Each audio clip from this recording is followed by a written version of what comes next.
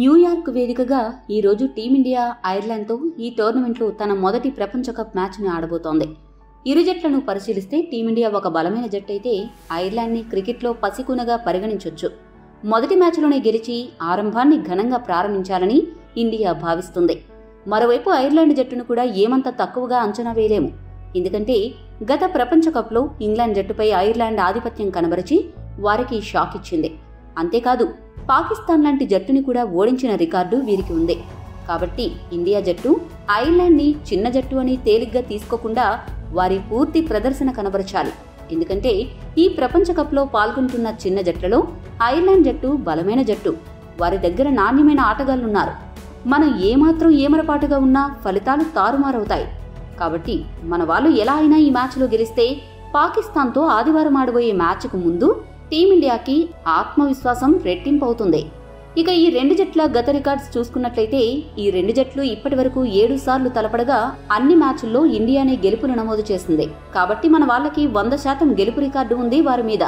అలానే మనోళ్ళు రిలాక్స్ అవ్వకూడదు. ఎందుకంటే ప్రపంచ కప్లో ఒక్కోసారి అనూహ్యమైన విజయాలు నమోదవుతూ ఉంటాయి. వెదర్ రిపోర్ట్ చూసుకుంటే డే టైంలో జరగబోయే మ్యాచ్ కాబట్టి వర్షం అడ్డంకి కూడా ఉండబోదు అని వాతావరణ శాఖ పేర్కొంది. ఇక పిచ్ విషయానికి వస్తే బంగ్లాదేశ్తో వామప్ మ్యాచ్ అయిన నాసౌ కౌంటీ ఇంటర్నేషనల్ క్రికెట్ స్టేడియంలోనే ఈ మ్యాచ్ కూడా జరగబోతోంది.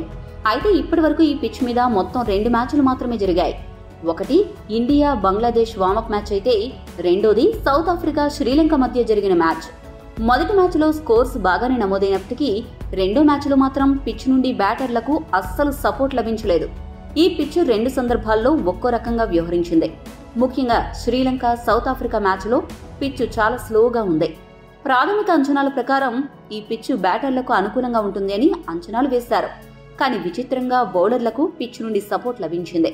మళ్లీ అదే పిచ్ని గనక ఈ రోజు వాడితే ఈ రోజు మ్యాచ్ మరో లో స్కోరింగ్ గేమ్ గా మారే అవకాశం ఉంది. ఒకవేళ గత మ్యాచ్లకు వాడిన పిచ్ని కాకుండా కొత్త వికెట్ ని గనక సిద్ధం చేస్తే అప్పుడు కూడా పెద్ద పెద్ద స్కోర్లు నమోదు కాకపోవచ్చు. ఏది ఏమైనా ఈ పిచ్ పై ఒక 150 కంటే ఎక్కువ పరుగులు సాధిస్తే అది మంచి స్కోర్గా చెప్పొచ్చు.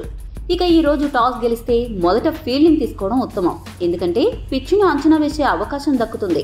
అలా కాకుండా బంగ్లాదేశ్తో జరిగిన మ్యాచ్లో మొదట బ్యాటింగ్ చేసి గెలిచిన అనుభవం ఉంది కాబట్టి ఇండియా టాస్ గెలిస్తే బ్యాటింగ్ ఎంచుకున్నా ఆశ్చర్యపోనవసరం లేదు.